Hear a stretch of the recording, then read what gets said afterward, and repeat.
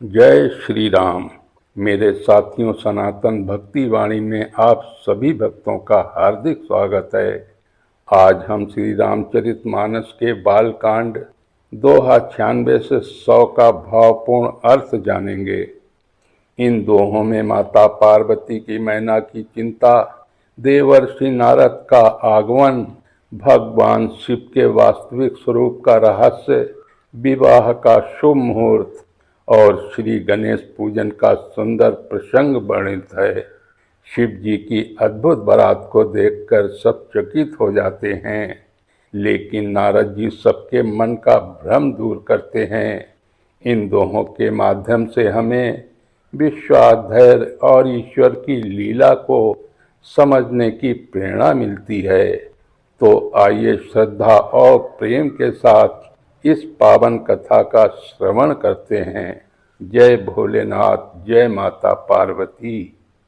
भई विकल अबला सकल, दुखित देखी गिरि नारी, करि बिलाप रोदती बदती, सुता सनेहु समारी। श्री रामा सुता सनेहु समारी। भगवान शिव की विचित्र बारात को देखकर पर्वतराज हिमवान की पत्नी मैना और वहां उपस्थित सभी स्त्रियां अत्यंत व्याकुल हो गईं। शिव जी के साथ भूत, प्रेत, पिशाच, योगी और अजीब स्वरूप वाले गणों को देखकर उनके मन में भय और चिंता उत्पन्न हो गई। विशेष रूप से माता मैना अपनी पुत्री पार्वती के भविष्य को लेकर बहुत दुखी हो उठीं। वे रोने लगीं और विलाप करते हुए अपनी पुत्री के प्रति स्नेह को संभालते हुए कहने लगीं कि इतनी सुंदर, कोमल और सुशील कन्या का विवाह ऐसे विरक्त और भयानक स्वरूप वाले वर से कैसे होगा। मात्र स्नेह के कारण उनका हृदय अत्यंत दुखी हो गया। तेहि अवसर नारद सहित अरु ऋषि सत समेत, समाचार सुन तुहिन गिरि, गवने तुरत निकेत। श्री रामा गवने तुरत निकेत। उसी समय देवर्षि नारद सातों महान ऋषियों, सप्त ऋषियों के साथ वहां पहुंचे। जब उन्हें ये समाचार मिला कि माता मैना और परिवारजन शिव जी की बारात को देखकर चिंतित और दुखी हो गए हैं, तब वे तुरंत हिमांचल के घर की ओर चल पड़े। नारद जी जानते थे कि यह विवाह कोई साधारण विवाह नहीं, बल्कि स्वयं भगवान शिव और जगदम्बा पार्वती का दिव्य मिलन है। इसलिए वे वहां पहुंचकर सबके मन का भ्रम दूर करना चाहते थे। ऋषियों का आगमन उस समय सबके लिए शांति और समाधान का कारण बना। सुनि नारद के वचन तब, सब कर मिटा विषाद, क्षण महु व्याप्यु सकल पुर, घर घर एह संवाद। श्री रामा घर घर एह संवाद। जब नारद जी ने सबको समझाया और शिव जी के वास्तविक स्वरूप तथा इस विवाह के दिव्य महत्व को बताया, तब सबके मन का दुख और भ्रम दूर हो गया। उन्होंने बताया कि शिव जी केवल बाहरी रूप से विरक्त और भस्मधारी दिखते हैं, पर वे स्वयं कल्याण के सागर और समस्त जगत के स्वामी हैं।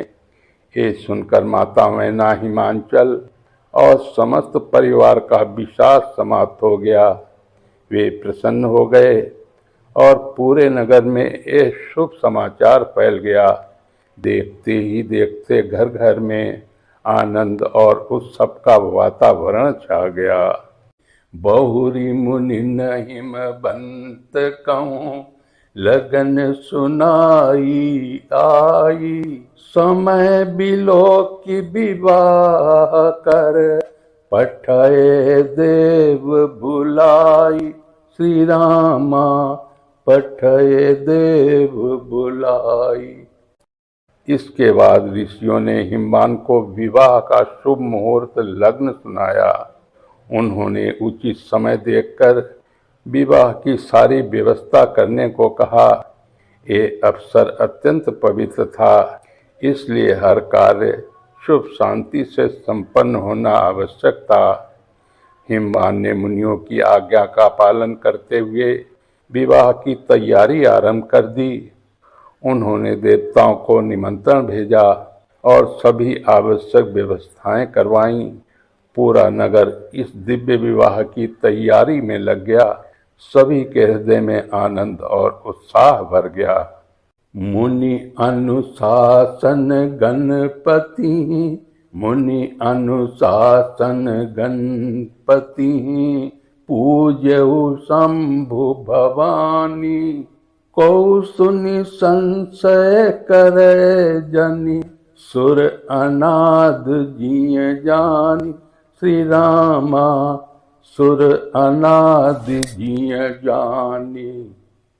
मुनियों के आदेश के अनुसार भगवान शिव और माता पार्वती ने पहले ही गणेश जी की पूजा की।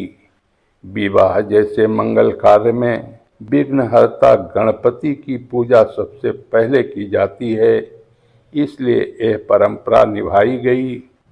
यहाँ यह बात सुनकर किसी को संदेह नहीं करना चाहिए, क्योंकि देवता अनादि और दिव्य हैं। वो सब भगवान की लीला है। श्री गणेश की पूजा का उद्देश्य संसार को ये शिक्षा देना है कि हर शुभ कार्य का आरंभ भगवान गणेश के स्मरण से करना चाहिए, जिससे सभी विघ्न दूर हों और कार्य सफल हो। जय भोलेनाथ, जय माता पार्वती।